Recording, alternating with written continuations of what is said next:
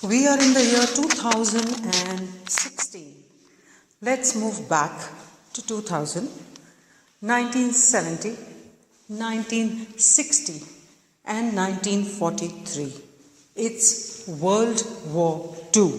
Over 30 countries are at war with each other. There is bloodshed, disease widespread, and death as common as catching a cold. Bombs were dropped by airplanes, and these very bombs exploded in the center of the cities, in the midst of the marketplace, and in the industrial hubs where people worked hard to make a living.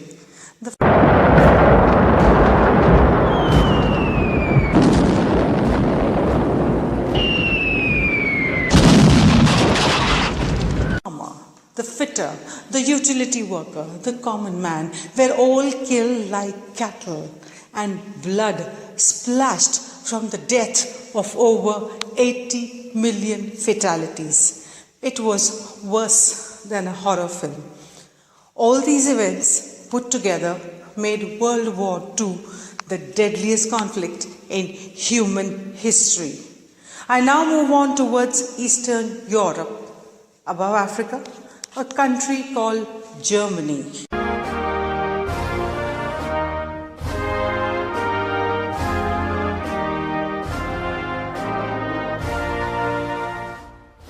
Adolf Hitler and his troops had established the Nazi regime and spread terror across the nation.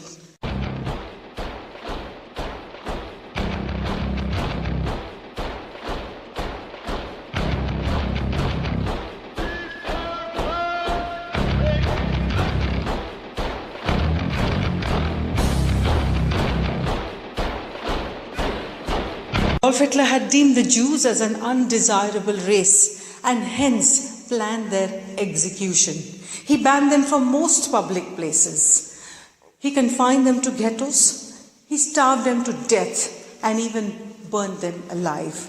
It is estimated between 1943 and 1945, over 6 million Jews were killed, and out of these 6 million Jews, 1.5 million were Jew children.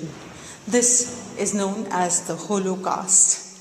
Towards the eastern side of Germany is a country called Poland. In Poland, it was inhabited by Polish and the Jew people. The religious symbol of the Jews is the Star of David. And in Poland, Hitler had spread his troops across the entire country. Over here, the senior secret service agents of his military troops, who were known as the Gestapos, spread terror across the place. They threatened people, they bullied people, and they had a sanction to be cruel towards the Jews. They reported to Adolf Hitler what the Jews did, what they ate, what they spoke, and what their activities were. The Gestapos were a terror symbol.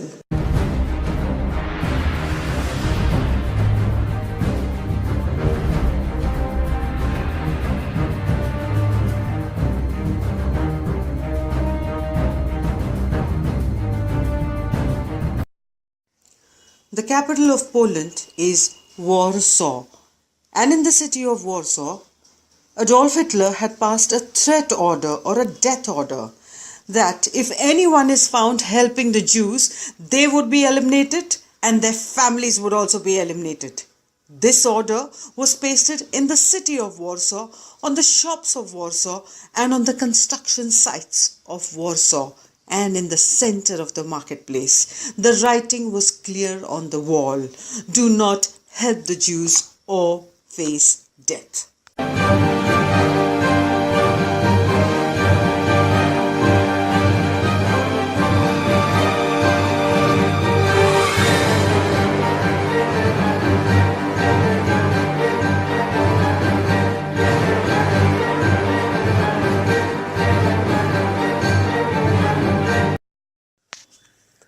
In the capital of Poland, there was a military canteen.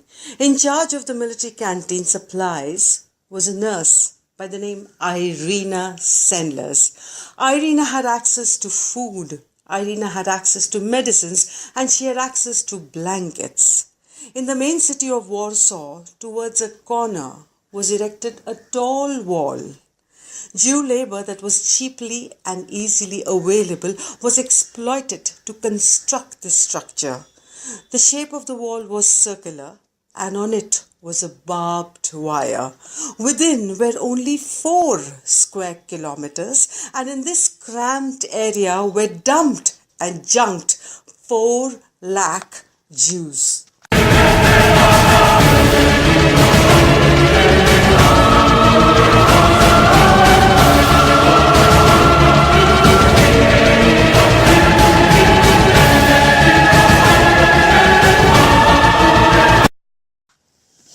The living conditions inside this area were deplorable. Death due to starvation was common.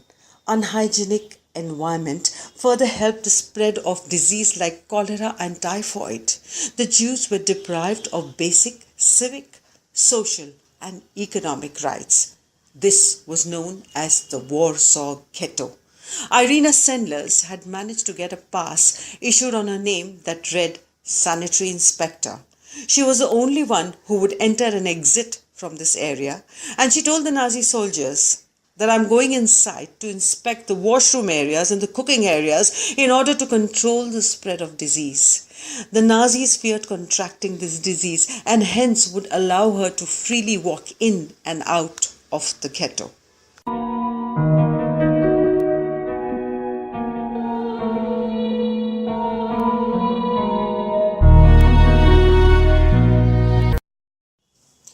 One day when Irena was inside the ghetto, she saw children from the orphanage walking towards the freight yard. They were in their best dressed clothes with dolls in their hands.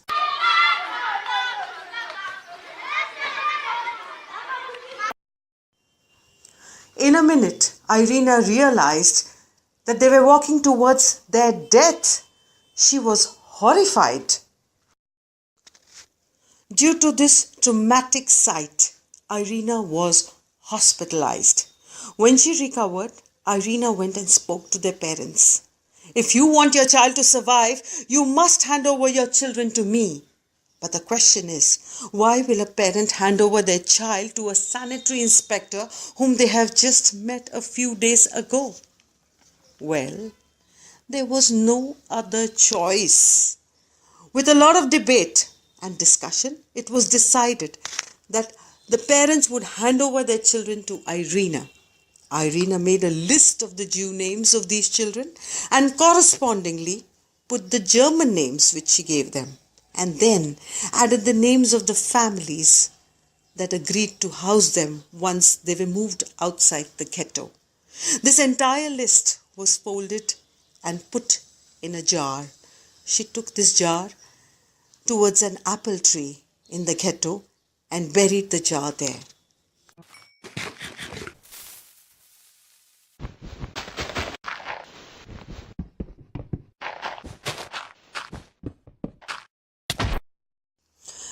If it was an older child who could move around, she asked the child to tiptoe towards the manhole in the ghetto.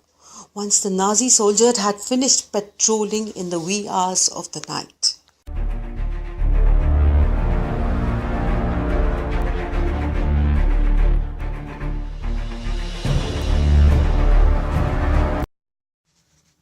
The manhole opened onto an underground tunnel which led to a church located outside the ghetto. The children were taken to the church through the tunnel. And on reaching the church, children were quickly placed into the families that had agreed to house them. She also put children in garbage bags or potato sacks. And there goes a potato sack out from the ghetto.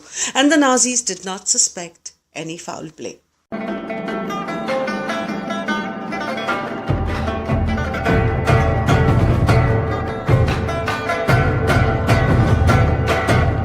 She also put children under the blanket in the ambulance that she drove, where she carried medicines and food supplies for the Jews in the ghetto. And the Nazi soldiers did not suspect any foul play. But what happens if it's a baby in arms? She drugged the child or this infant and put it inside a toolbox and closed it. And she carried this toolbox as a sanitary inspector and marched out of the ghetto. But what if the child cried at the entrance where the Nazi soldiers were there?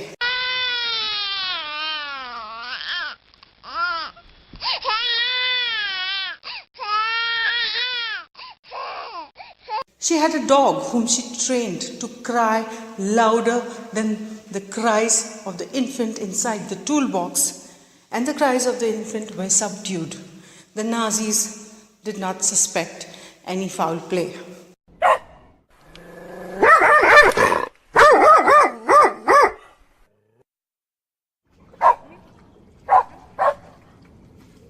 Irena Sendler managed to escape 2,500 children outside the Warsaw Ghetto. However, all was not well, and the Nazis spelled the rat. The Gestapos caught her. They caught her by the collar and they dragged her to prison. They beat her legs, they beat her back, and they beat her arms.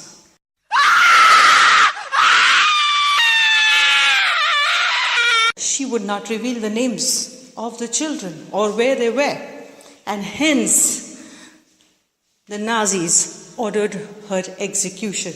The next day, Irena was to be killed. The group of people working with Irena Sendler got to know of this plan and contacted the executioner. They bribed him, and hence the next day morning at the crack of dawn, when 6 a.m. she was to be killed, the executioner set Irena free and she escaped from the prisons of Warsaw into the jungle.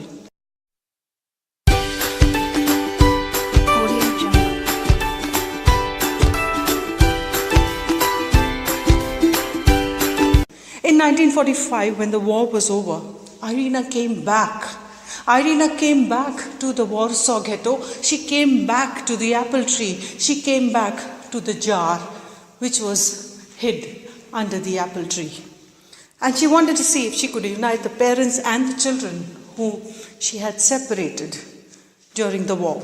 However, destiny chose otherwise. It so happened that all the children, all the adults who stayed back in the Warsaw Ghetto, and the other people were killed in the war.